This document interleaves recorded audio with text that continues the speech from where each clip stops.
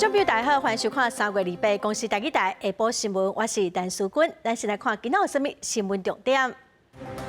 过来，今仔增加34个本土病例，4月30之前挂出也规定无要放零落，卖加强特定公路场所的防疫。受到方面的影响，北部今仔大雨落袂停，气象局表示，明仔载日时水汽会减少，也毋过等到后礼拜才会好天咯。18岁公民权受限提案3读通过，公告6个月后，要伫3个月内来办公民互决的投票。今年年底大选做伙办，哪里阁无共识？新台市来看，咱国内今仔新增加34例本土病例，93例境外病例。本土病例家人是增加12例，目前计共有39例，其中海洋大学甲立信中学拢有病例。今仔嘛增加警察局有2个会计确诊，桃园大潭电厂增加11例，目前计共是有63例哦，阁有5例防疫旅馆境外病例改列做本土病例。因为疫情加炭烧，4月初1到4月30会先维持至目前的防疫措施。催暗的政策暂时无要放零咯。咱来听指挥中心第一波上届新的说明。那本土的病例有34例，那之间只有3位是从阴转阳，那境外移入的有93例，基隆里面。那昨天查出来是27，那今天增加12位，总共这个群聚到目前发展是39例。那验出2名的警察相关的人员，他是在警察局里面的会计，在3月24号他们的工作汇报之后的一个海产楼的聚餐，校园里面我们知道是在等于是在采出6个人。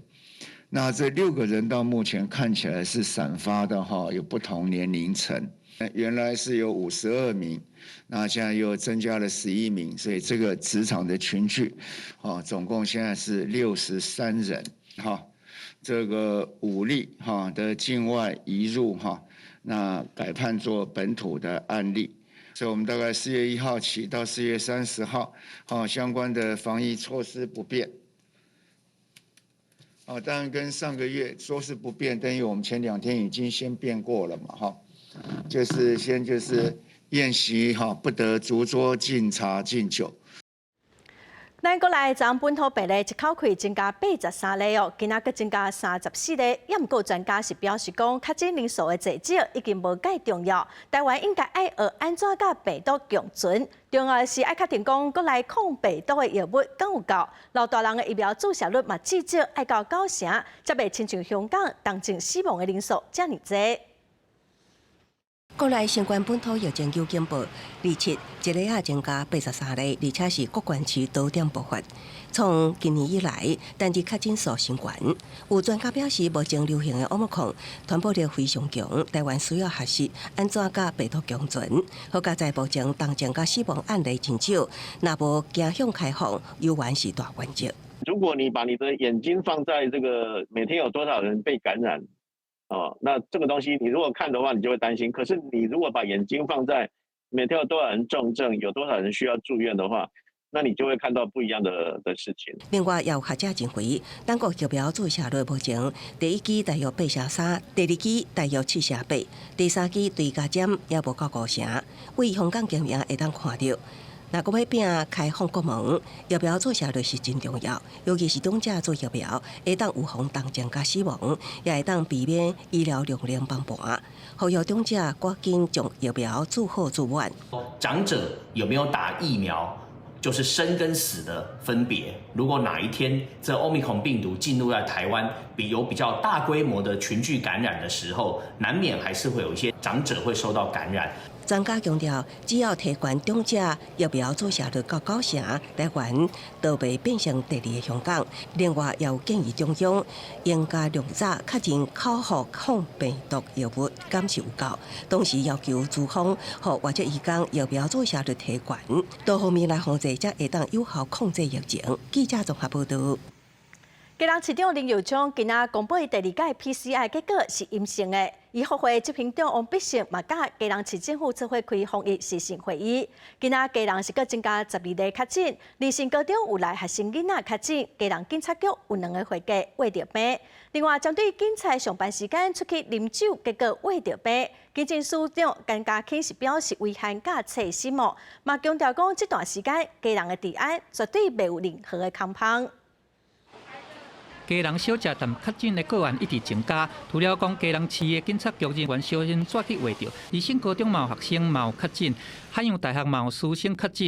因那基隆市长林佑昌因为有接触确诊的环境，伊居家过20天，28第3天公布第2遍 PCR 的采检是阴性。因那医学会执行长王必胜医师嘛来加入市府的防疫视讯会议。2个严谨，违反我们警察的规定，然后外出饮酒，然后吃宵夜而染疫，那这样的一个行为，我们相当的遗憾跟痛心。因为包含28确诊的2个会计人员，基隆市警察局已经有10个人确诊，其中有2个员警因为违反规定厝外去啉酒画着，所以对这件代志，警政署长真生气，嘛强调讲基隆的治安绝对袂因为安尼有让空期。3月28号全校停课1天，然后由明天3月29号开始到4月10号，全校进行线上教学。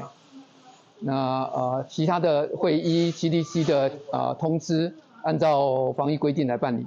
基隆的疫情一直在拖，海洋大学要求学生爱伫个线顶来上课，因为有一个体育老师，也阁有一个学生确诊。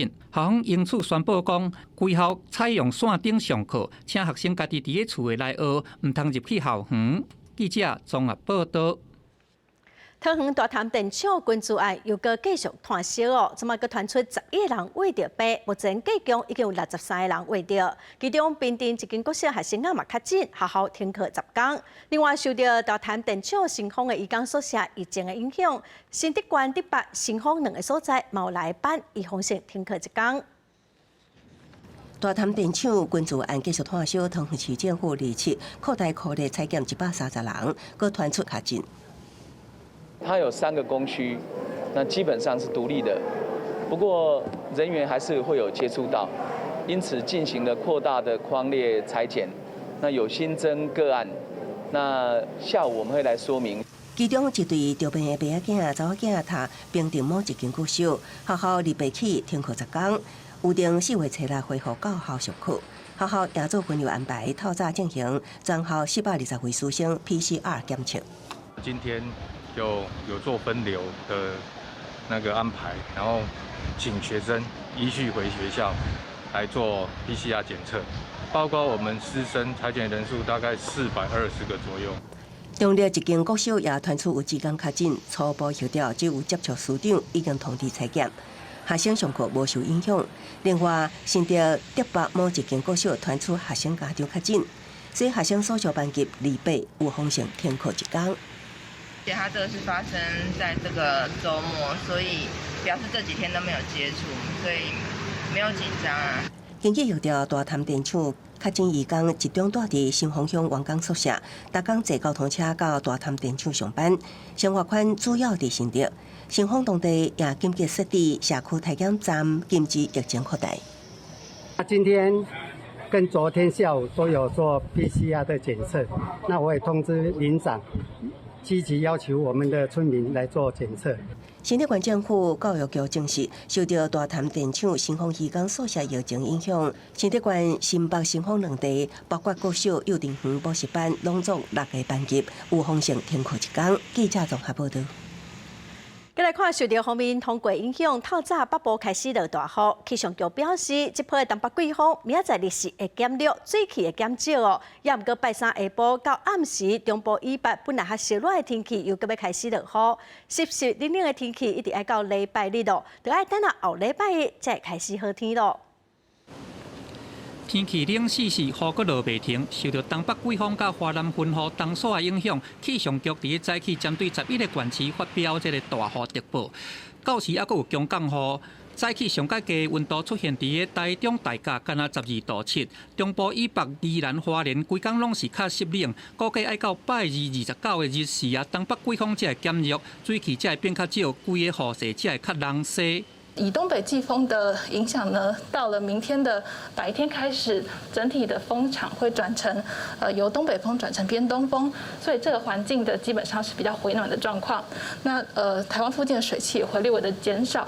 气象局表示讲，后一波天气变化的时间会伫个这个后礼拜3到暗时啊，即卡到中部以北开始为较烧落，会变做有雨的天气，而且这波的方面还佫有东北季风影响会较久。会为后礼拜4一直到礼拜日，而且伫个礼拜日了后，还佫有另外一波华南分雨会来报道。到时落雨的范围会为北部、东半部，会来分化到中部，还佫有北部、南部，会使讲是规台湾拢真明显拢会落雨。礼拜3，白天有一点回温之外，其他的天气大概都是凉凉的。大概低温呢，都会地区大概都下看到15度，甚至在空旷地区就是有12到14度的机会。大概一直持续到礼拜天都是类似的环境，等于是说很有清明时节雨纷纷的这种感觉。天气明表示讲，北部、东半部较湿冷的天气，恐惊会刷咧到清明连假的前半段，都爱到后礼拜1、拜2，小年煞假期的后2天，东北季风才会豆豆减弱，到时阵会有一段回暖较稳定的好天气。记者综合报道。可能是地动，也是落雨影响。昨下晡3点外，花莲县的台北线117.4公里关原路段崩山，范围阁真大哦。昨暗公路总局就先封路，今仔早起7点已经开放通车，也毋过因为过落雨，随时嘛有可能会阁做管制。工程人员严加戒备，提醒因为拖石崩路刷等待真久的车辆加速通过危险路段。时间等到27下到3点半，花莲县台北线117.4公里的所在，挖进关原附近，大片拖石崩路阻断道路，不时也阁有石头落落来。疑似甲最近东部地区连续地震加上山区落雨有关系，工务团队为东西面东侧展开抢修。这次的坍方的土石方的数量大概是1000立方公尺以上。那我们影响的这个路面的这个范围大概是有50公尺长度。那么路基也有一部分的一个损坏。那后续我们会先就是把这个上边坡的一些松动的土石去做一个清理。警方除了伫西边关关段将闸门关起来，管制人车通行，也派员到场监控。因为崩塌的时阵无看到人，所以监护动爱真悬。伫咧雨的时阵，烦恼有人车待伫土石堆内，好加在清除的过程中无发现有人放带着，搁伫暗时6点50分抢通道路。目前没有人员伤亡。我们警方在现场全程监看。当然抢通的情形，没有人员或者车辆被埋在土石堆下的情况。因为遍布土石山洞，加上暗时视线无好，台北线关原114.6公里到罗寿151.7公里的路段，伫暗时8点半时夜间有警性来封路。虽然透早7点已经恢复通车，也毋过因为继续落雨，游玩爱看状况，随时管制通行。公路总局呼吁用路人，最近也有地动、强降雨。伫山区道路的驶车一定要注意安全。记者综合报道。再来关心疫情台东昨有6例本土病例，拢伫卑南乡的粗鲁村，目前是有488人已经有做体检，拢是阴性。今仔早起，卫生局又搁加开一个快筛站，予粗鲁村甲附近的社区民众来检验。今仔早起又有一个民众验出阳性，还未来做暗号。日北透早，粗鲁村长摕着号码牌，好好来接受快筛村民。暗暝9点，都已经有约200人排队来接受快筛。粗鲁村的各中小学日北宣布有封城停课1天，学生毋免到学校上课，学校教职员进行校内消毒，未少学生也到快筛站快筛。到早起10点半为止，卫生局伫粗鲁村开设的3个快筛站，已经快筛308人，其中有10位村民快筛阳性反应，要进一步接受 PCR 检测。因为目前草鹿村已经有6名确诊村民，大家拢真烦恼防COVID的隔离。家长也最烦恼，必须要进行第2次的筛检的部分。我们以我们的立场，我们一定会向上来做争取。昨天我们框了18位嘛，哈，那我们又增加了12位，目前仍然是6位确诊，那其他的匡列人士都是阴性，这样。卫生局表示，10位快筛阳性村民，进一步会检验爱下到照结果，呼吁草鹿村也是捌伫3月2日进出草鹿村活动的民众，赶紧接受快筛。附近草鹿村的草鹿牧场也要求70多名员工拢爱接受快筛，佮加强场区的消毒。我们会把工厂的部分跟游客的部分再做一些隔离，让我们厂区是更安全的。草鹿村的疫情，互村民真紧张，已经有店家家己暂时关店，无做生意。因为县府敢会比较旧年屏东枋寮村疫情、美丰村的防治疫情模式，县府讲也搁看疫情的发展才做决定。记者综合报道。过来疫情的炭烧，指挥中心昨宣布讲，消费者要去特定的5路场所，就要有注册3档疫苗的证明。全国警察局嘛开始总动员来展开稽查。台南市的警方就出动15个分局，稽查110间的5路场所，结果就查到74件的违规。大家够吧？够吧？有了哈，看到警方来稽查，一阵无做过2档疫苗的人赶紧密伫楼梯，不过有关互警察抓到。最近国内疫情炭烧，指挥中心27宣布讲，消费者去特定的5路场所要注过3档。台南市警察局提早伫26日暗时开始稽查，全市110大休闲5路场所，包含无实联制甲注2档的人，就查到74个人。警方按照规定函送台南市卫生局来处分。落实实联制，有些怕太太知道的，怕长官知道了，去一些特殊的场所消费，都回避回避实联制的登记。这个部分我们一定要严格加强。凡是去稽查有没有落实实联制的，一定重罚。吴委地搁再呼吁讲，赶紧注第3档。另外，本地要放连挂催验的政策，因为疫情滚价，也会配合中央来做。也那伫高雄的新兴分局也查到一个人违规，现场由卫生局的人员写稽查表来处分。都没有带证件，只修了一张照片，这样不行，因为我们没有办法证明那个是你。1名从业人员已施打第2剂疫苗，满3个月，但尚未施打第3剂，这部分当场制作记录表，并予以告知。应尽速前往施打第3剂后，才可上工。疫情又搁滚价，各地警方配合上新的规定，要求休闲5路场所的负责人要遵守防疫。若查到，会按照违反传染病防治法来罚3000到15000。记者综合报道。昨本土案例增加83例，台中市政府就随宣布讲，65岁以上老大人只要注疫苗，不管是第1、第2、第3档，拢会当领到1000块哦。基层的诊所就讲，今仔早起预约电话袂少哦，效果是袂歹。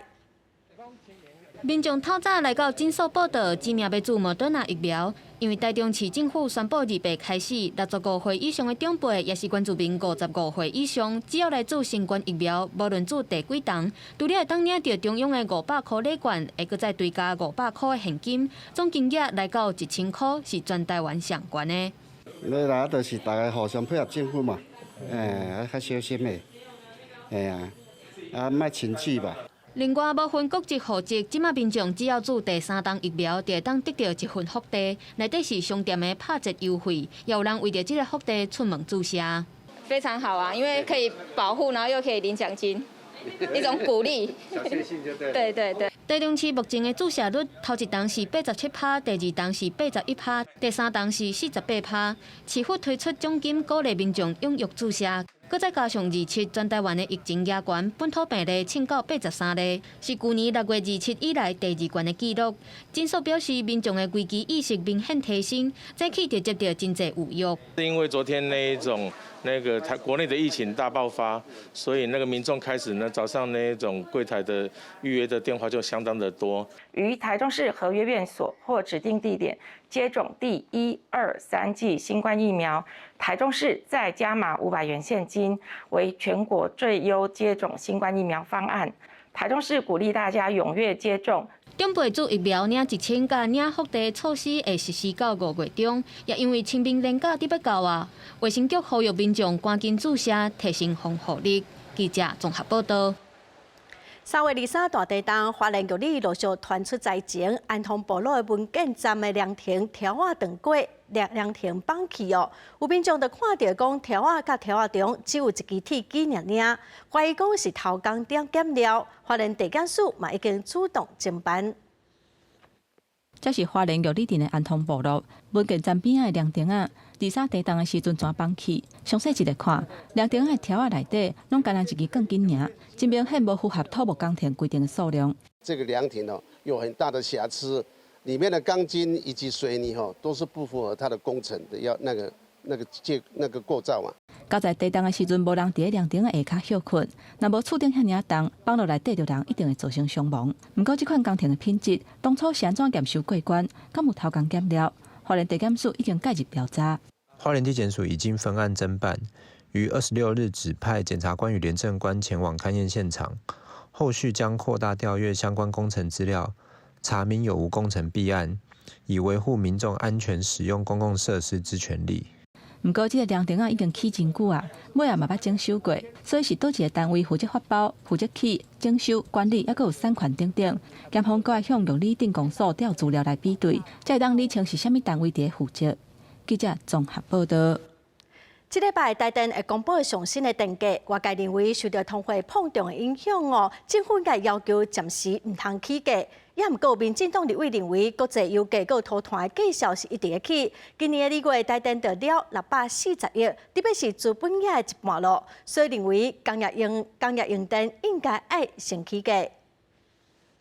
千万电价不要涨，好，这个礼拜会明确告诉社会大众，是不是？电价审议会就以他们的这个审议的结果。4月电价是毋是有要起？经济部长王美花坚持无要讲，强调讲一切交电价审议委员会来决定。估计这礼拜就会当来公布上新的电价。不过，立院的立委讲，最近受到俄乌战争的影响，国际燃料的价格一直起。台电业绩的成本已经有一直称悬，若无讲来反映成本，台电恐惊会倒去。建议讲，国爱升调工业用电。对于这一些工业的用电大户，是不是我们有调涨的可能性？国际的这个能源价格确实上涨了，对，那各国也都调涨电费。那另外一个就是国内的这些的物价上涨的情形，那2个意见。我们还是要尊重审议会这边的一个讨论。国际油价一直咧起，一桶已经超过115块。不过，中油要是一直咧补贴来吸收这囤本的部分，业绩已经囤本超过600亿。也若这个拖团的价数嘛来到一桶2.5至300块一卡刀。国际燃料的价数一直咧起，发电的成本嘛一直提悬。不过，电价为2018年4月调起了后，电价就小连续停7遍无起。一直到今年的2月，业绩已经囤本640亿，毕竟伊的资本业一半。确实2家公司目前因为国际的局势的部分，确实都压力比较大。中油你答应了不会倒，台电呢？台电更不能倒。好。另外，伫水钱这部分嘛已经28年无调了。今年7月河水费上路，平均一度起3块，也就是讲一度水爱14块。不过立委认为讲，再生水一度的成本伫咧25至30块一卡刀，认为河水费若是起伤少，致使这个用水的大户因使用再生水的意愿会降低。另外，河水费干那伫咧这个打水期才有征收，建议讲应该调整做全年来收费。记者综合报道。立法院顶礼拜三读通过18岁公民权受限的提案，后一步就爱公民互决的投票。立法院长游锡堃是表示，公告6个月后，就爱伫3个月内来办公民互决的投票。敢要甲年底9合一大选指挥办，哪里目前是无同款的看法。立法院长游锡堃，也有国民党立院党团总调陈明忠，因一人徛一边，伫立法院群仙楼的外口的公布栏来打正醒目的公告。各党团的总调因安组织做伙，公告立法院三读通过18岁公民权的宪法修正案。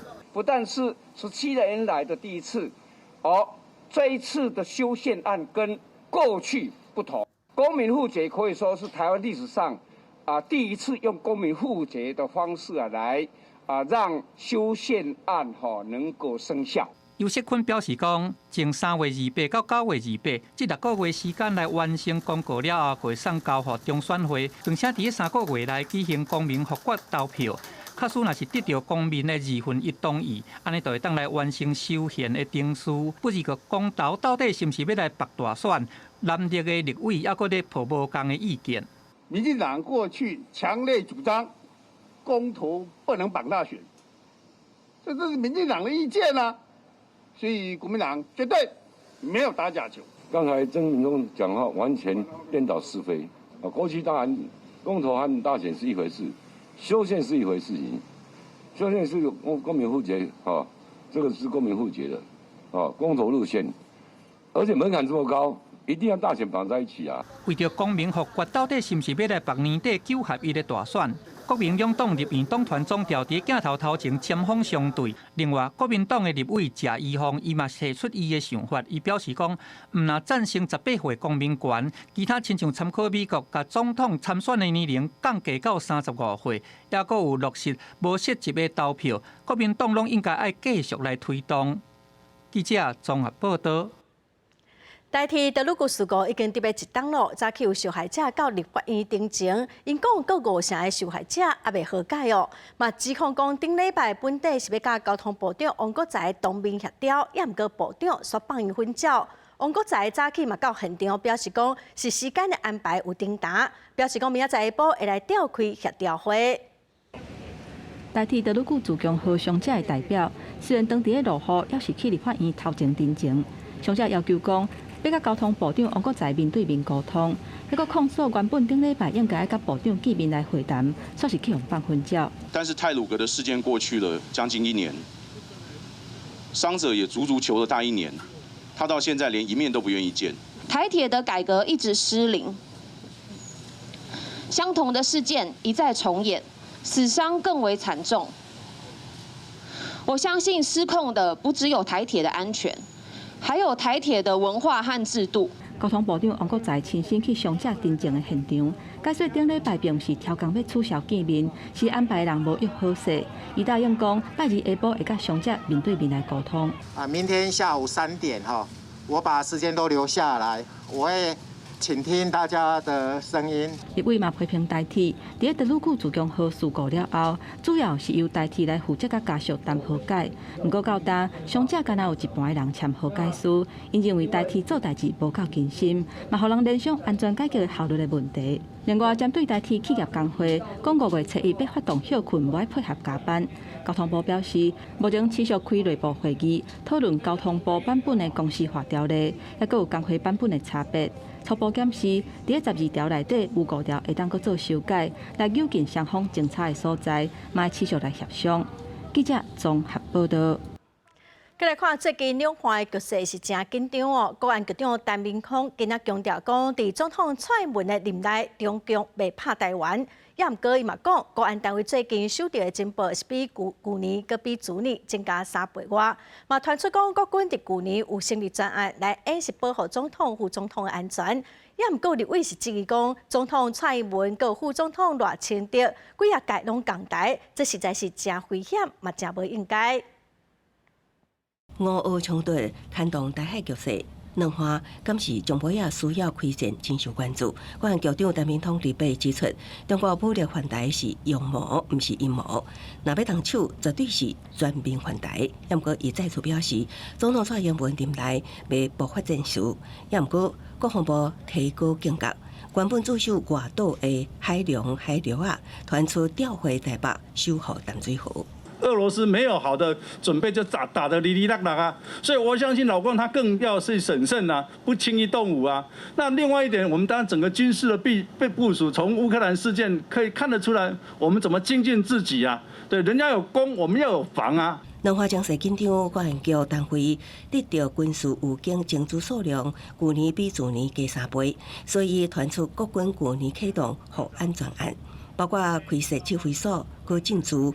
甲演练国家关键基础建设的方法，也佫有政军兵棋推演，演练护送元首进驻大地要塞，副元首是前往大台北地区外的地下军事指挥所。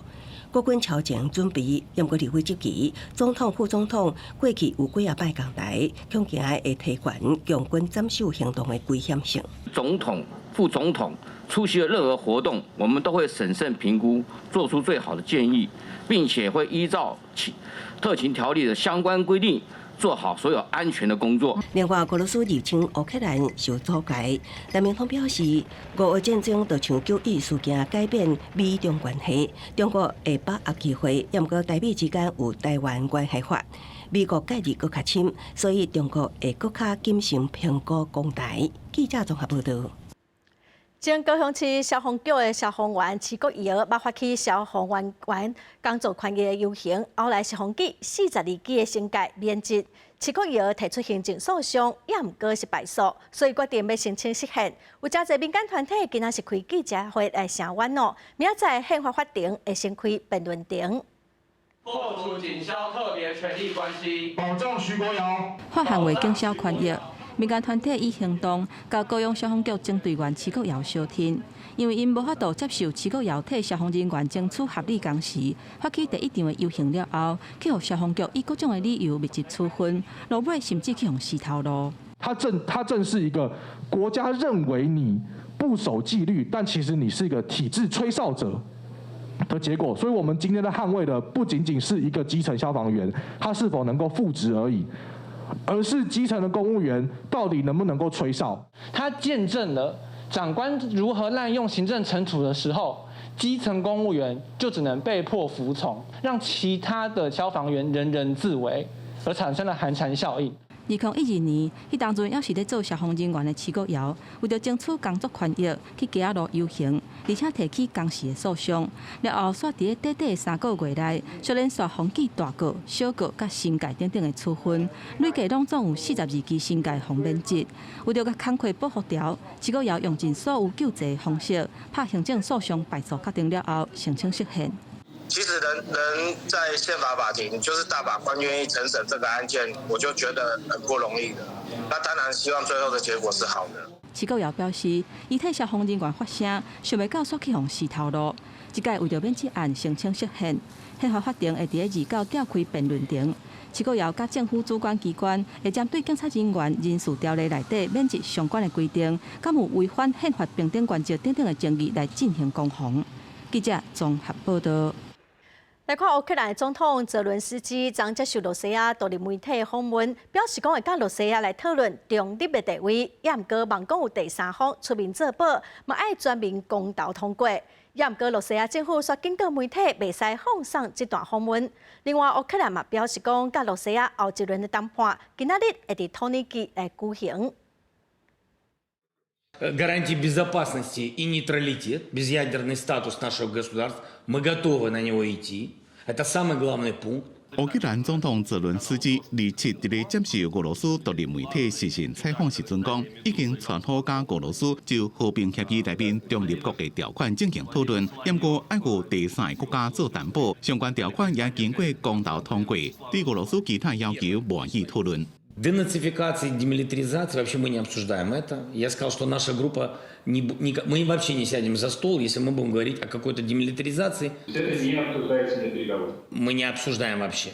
俄战争自2月24日，这嘛已经超过1个月。泽伦斯基讲，若是无停火加撤军，就无和平协议。Да, это анекдот. Нечего объяснить. Ну нет у нас. Ну мы с удовольствием. Смотрите, у нас нет. Ядерного оружия нет, химических биолабораторий и химического оружия у нас нет, у нас не существует. 在90分钟的访问中，泽伦斯基全部拢用俄罗斯文回答。在进前，伊对俄罗斯的观众讲话也拢是用俄罗斯语。俄罗斯国家资讯科技通信加大众媒体监察机关已经警告讲，国内媒体拢不准报道泽伦斯基访问的内容，并且对相关的俄罗斯媒体开始进行调查。乌克兰军事情报机关首长布达诺夫讲，俄罗斯即马无法度占领乌克兰全境，想要将乌克兰分做亲像北韩加南韩的情形共款，维持俄国的控制权。在战争方面，乌克兰北部的城市切尔尼科夫的市长讲，因即马被俄军完全包围。因也支付西平，这礼拜战斗真激烈。乌克兰讲，因拍退俄军的攻击，化解被围城的危机。公司新闻吴文玲编辑。萨尔瓦多国会将宣布国家进入紧急状态，限制公民的自由，嘛互警察愈侪权力。因为最近萨尔瓦多一直发生严重的冲突，第二日就有62件杀人的案件，短短2天有几10人死亡，嘛已经有几个黑帮的角头红掠起来了。 萨尔瓦多的警方展开攻坚行动，将2个查甫人带去路边问。萨尔瓦多最近这个帮派的暴力事件加真多，警方通报，敢若伫个26这天就62件凶杀案，这是本世纪上界悬的纪录。伫个短短2天内，就造成数十人死亡。所以萨国国会伫个27通过一项法令，宣布全国进入紧急状况。Este sábado se cerró con una cifra oficial de 62 muertos. Que es algo que nosotros como salvadoreños no podemos permitir. No podemos de verdad permitir. 为着要对应暴力事件增加，萨国的总统布格雷伊请求国会爱批准紧急状况。萨国国会以84个议员内底有67个人同意通过这项法令，伫个全国实施紧急状况，为期是1个月。 伫这段期间，人民的结社甲集会自由会受到限制，通讯甲联络嘛无需要法院许可，就会当来进行监控，并且稳准伫个这个无逮捕令的情况下，会当来抓人。当地民众嘛拢表示赞同。Para mí está bien, porque ¿quién por uno pues? Para mí excelente, que le entre con todo, que demuestre que en realidad está en contra de la delincuencia. Es lo que le puedo decir. Este día con 200 elementos que hemos desplegado en los alrededores de los diferentes centros comerciales municipales, o sea, los mercados, igual en el centro histórico y algunas principales paradas de buses del centro de San Salvador. 萨尔瓦多的人口有650万，2015年的时阵，每10万人就发生103件凶杀案，伊的比例是全世界上界悬。伫个总统布格雷2019年上任了后，这个比例有稳定下降。2021年全国记录到1140件谋杀案，比进前的一年1341件加下降真多。公司新闻郑依仁编译。 来看葡萄牙的阿索岛，过去7天有发生超过14000件的电动，上大规模是有3.3。专家是真烦恼讲，这连续电动有可能会引起火山爆发，也是个愈大规模的电动。 今年44岁维维罗斯排定黄色机器，伫阿索群岛之一的圣洛热岛测量土壤气体、二氧化碳加硫化氢是火山活动的指标，目前监测显示正常。 Podemos observar recentemente em La Palma, portanto, ao nível de vulcanismo. 过去7天，这地动超过14000摆。厝住伫活跃地动带上，自细汉就立志要做火山专家的维维罗斯，目前伫阿索群岛地动火山监测中心工作。伊甲其他的专家拢因为最近连续地动，甚至有规模达到3.3，烦恼可能会引起自1808年以来头一摆的火山爆发。 Desde pequenina, quer dizer, desde que decidi ser vulcanóloga. 23阿索地动火山监测中心已经将火山警报提悬到第4级，也就是讲火山有真会爆发的可能性。最近几天已经有大约1500人离开这个岛。葡萄牙总统索萨亲自飞往当地视察庇护中心，当局也答应后礼拜会提供更较侪资源。菲律宾位伫马尼拉市以南大约70公里的一座情况无稳定的塔尔火山，日落庆出悬大约 1.5公里的烟流，目前是3级警戒，也就是火山口有岩浆甚至岩残，有可能进一步的喷发。当局已经疏散挖青人。塔尔火山是世界上上细的活火山之一，捌伫1911年一摆喷发，造成超过1300人死亡。公司新闻黄慧玲编译。 新北市之前有订定外送员管理驻地条例，规定外送员上班的工时未当超过12点钟，业者嘛爱提供保险。即马高雄市嘛推出相关的条例草案，已经要送议会商讨咯。高雄的草案是个规定讲，外送员伫2礼拜内就爱休困2天，袂使连续上班超过12天。若是外送员因为职业灾害死亡，还是一个人以上受伤住院，拢必须爱通报劳工局。 一早单送了，才准备要食早顿，又搁走出来。有有单来啊，饭拢无爱食，因为走了济，钱较会济。外送人员家己估计，若全日咧走，一天上少爱做超过12点钟。不过高雄市完成了外送平台业者管理自主条例的草案，规范因一天上班上济12点钟，2礼拜内底爱有2天袂当外送，才袂过劳。12小时是每天的工作的一个上限啊。那第二个12就是12天之后，一定要有休假。新北市嘛，捌针对着外送人员推出着相关的条例，规定着外送员要有保障，而且一天上班12点钟。不过高雄除了甲新北同款有保险甲工时的限制，搁要求2礼拜内底上少2天袂当外送。若是以天数来算，12天连续上班了后，过天就爱休困。若是外送人员因为职灾死亡，还是一个人以上受伤住院，就要8点钟内底通报起付。除非他不是很缺钱。不然基本底盘都是8小时，然后12小时的话，可能是因为我们会有奖金，所以跑12小时可能是为了奖金去跑的这样子。值得去探讨，因为毕竟是承揽制度，有的人想要跑多一点钱的话，就是一定会超过12个小时。劳工局表示，这个草案送议会三读了后，就会当上路。不过这段期间有其他建议嘛纳入着考量，实施进程个通盘考量。针对着市府的草案，全国外送工会表示，咧建议当中无回应，不过确实有人认同，嘛有人反对。记者王柳婷、柯正俊、明昭款报道。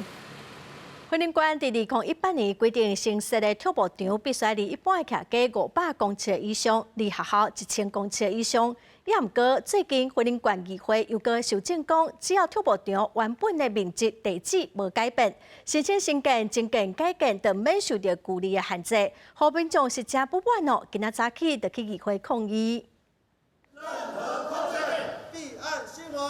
前后满有北部调跟南化抗议的口号，要求议会甲婚姻管府爱听住户的心声。因为最近婚姻管议会要审议修正案。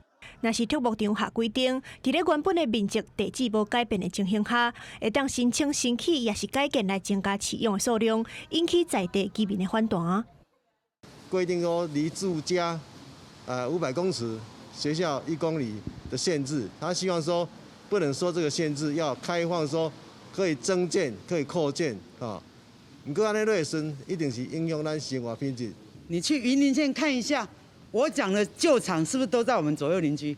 所以这个对整个云林县是非常严重，因为云林县是畜牧重区。有居民反弹表示，为了减少跳舞的污染，婚姻馆2015年设置跳舞场管理自治条例，嘛伫咧2018年甲规定定好搁较严格。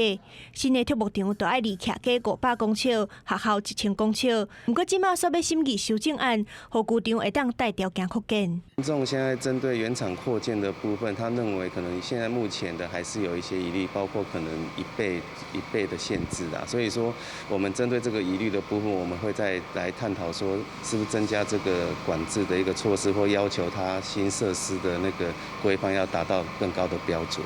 农业处表示，若是修正案通过了后，业者会当照改建也是扩建的面积来调整饲养的数量，不过会当加饲偌济，就爱搁讨论。但是伫咧2020年，婚姻管府对原场扩建的要求，废水爱达到20%再利用的计划才会通过申请。若是民众也阁有疑虑，会继续甲相关单位建议新的管制规定。记者综合报道。拍高尔夫伫台湾算是较无普遍的运动。最近，屏东科技大学引进一套模拟的设备，要来成立高尔夫的教室，要利用科技来帮助运动员的训练，嘛开放予一般的民众使用哦，互大家来体验高尔夫这款运动。2021年东京奥运，咱的高尔夫选手潘正宗摕到台湾头一块高尔夫的奥运奖牌，引起真大的轰动。不过，高尔夫这项运动伫台湾若场地较欠缺，费用嘛较悬，无介好推广。即马屏东大学引进模拟的器材，望促进高尔夫的发展。它比较方便，然后它有一些即时的资讯，像刚刚讲过，它有可以看杆头速度，可以看出球速度，然后可以看击球效率、挥杆路径跟击球角度等等。有风有雨比较不方便，那来这边就是比较舒服。透过高尔夫的模拟器材，毋但免阁顾虑场地，毋免惊透风落雨，也有各种运动表现的数据甲影像，会当互人参考调整对症下药。影片拿出来，它就很清楚，可以看到说他哪里没有做好，对，然后再加上有数据的佐证，对，我们可以更清楚的看到学生的问题。这些非常精准的一个数据，就是协助选手可以做很好的一个技术表现的一个提升啊哈。那这个也是我们整个体育学系在发展运动科学里面非常重要的一个环节。虽然模拟器材游园是无法度代替实体球场，不过嘛会当透过科技来增进高尔夫的基础。另外，校方也开放校外人士会当来使用这挂器材，降低民众接触高尔夫的困难度，达成推广的目的。记者综合报道。来看台南的柳营有一间老牛的厝，专门咧照顾已经退休的牛，来感染牛一世人做事的辛苦。则嘛有等一寡早期的农具甲农业历史，那么做伙来看卖。时代进步，农业机械化，甘愿做牛，唔惊无力通拖，这句俗语可能要提时行。台南市为了传承农业文化，特别伫柳营是一间老牛的厝，嘛感谢牛囝为台湾农业经济付出。早期农村时候的话，牛只的话都会仰赖它来做一些农耕的工作。那现在因为农业机械化了，所以我们希望在老牛的话，它可以安养终老，所以我们设立了老牛之家，然后也算是一个感念它在农耕时候的付出这样子。目前老牛的厝内底拢总有收2只赤牛、甲3只水牛，大片的草埔、熟悉的农舍，佮有专人照顾，才大变烦恼。游客若到地旅游，佮有室内空间，展出早期的农具甲农业历史。室内空间的话，也有摆设了一些在农耕时候的一些农具。机械化之后，我们的人力还有包括牛只的话，都会相对的受到影响。那这些农具其实现代的人已经很少看到了。台南市这几年来推动农业旅游，市内真侪村里拢已经摕到金牌农村的认证，其中老牛的厝就做了真成功，而且规年烫天拢无休困，边仔就是出名的地原皮荷兰川，嘛欢迎众人随时来访行搭，望阁通带动柳营在地观光。记者综合报道。日本有一款白草莓是贵33哦，一粒会当卖大票几啊百块。这几冬伫南投的信义乡，嘛有农民培养出一款白草莓，听讲嘛是真香佮真甜哦。那么来品尝品尝。今麦有真侪少年人愿意回乡打拼，伫家己的故乡付出。南投信义乡有一位少年农民专姓阿，对几年前开始种各种品种的草莓，其中有一种白草莓，有机会成做信义乡的经济作物。它有那个属于就是水蜜桃的香气，对啊，它吃起来比较软糯、清香、可口这样子。我是第4届百大青农回来，对，我就在思考，就是我们山上就是除了夏季作物，我们冬天能够连接什么发展经济作物，我们的这气候条件，这就是很适合发展草莓。信义乡的土巴甲气候拢真适合种草莓。伫4年前，九尾部落的农民开始试种，迄当时有家日本才有的白草莓引进入来，就要种甲真成功。专心啊，即马也专心投入栽培白草莓，即马甜度气味拢真好，希望有兴趣的农民拢来投入，互白草莓成做信义乡有特色的农产品。记者综合报道。现代人对家己的生活事希望较简单的，嘛希望会当较环保。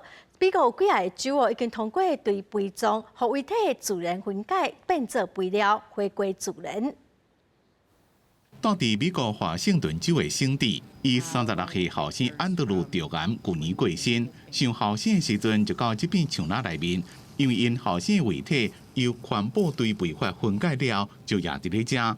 这是因后生家己的决定。He didn't really like the thought of cremation. He really researched it, and he decided that is what he wanted. 美国华盛顿州2019年是全美国第一个通过这种堆肥做法的，互人体完全生物分解，专业的密封处理，袂臭袂垃圾。加上伫咧外口打相片写祝福，送心爱的人最后一段路。It's not a place designed to whisper in. We don't want people whispering. We want people coming here and feeling at home here. And music does it.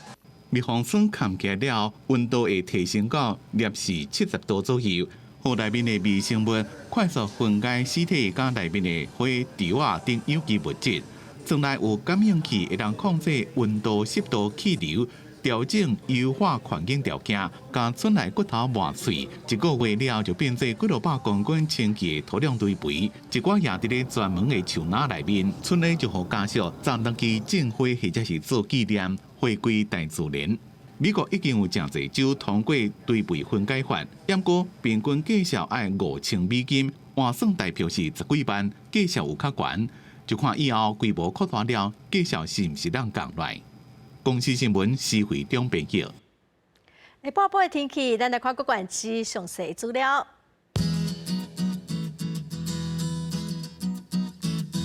北部地区上低15度，上悬18度。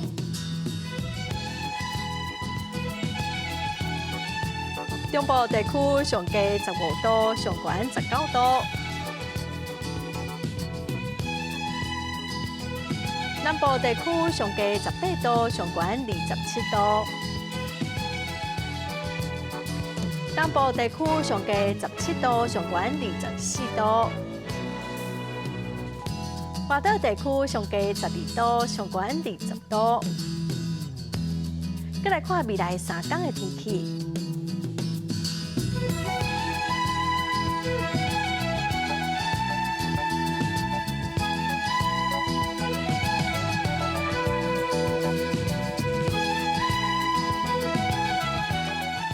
感谢观众朋友收看《公视台语台》的下晡新闻，我是陈淑君，明仔载下晡3点，咱再会。